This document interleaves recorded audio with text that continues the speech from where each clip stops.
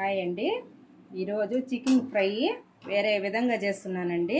ఫస్ట్గా చికెన్ తీసుకున్నానండి, పుదీనా కొత్తిమీర కరివేపాకు తీసుకున్నా, పచ్చిమిర్చి వేసానండి. తర్వాత జీడిపప్పు వేస్తున్నానండి, కారప్పొడి వేసానండి, కొంచెం ఉప్పు వేస్తున్నానండి, అల్లం తెల్లగడ్డ పేస్ట్ అండి, కొబ్బరి పేస్ట్ అండి. కలుపుకోవాలండి, బాగా కలుపుకోవాలండి, మసాలా పెట్టినట్టు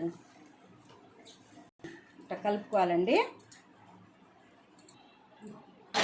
ఇచ్చి బండ్లు పెట్టానండి, నూనె పోస్తున్నానండి, సరిపడినంత నూనె పోసుకుంటున్నానండి. ఇదండి ఎర్రగడ్డ మర్చిపోయానండి, ఎర్రగడ్డ మర్చిపోయానండి.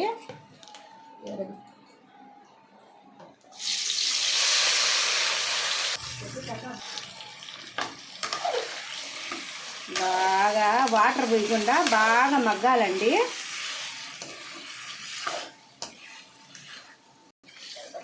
దీంట్లోనే వాటర్ ఊరుద్దండి.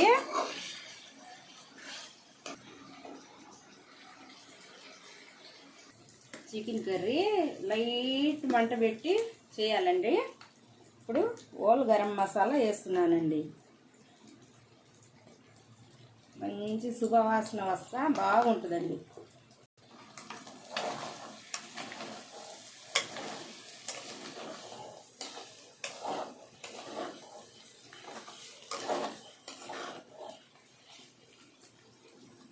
చికెన్ ఫ్రై రెడీ అయిపోయిందండి.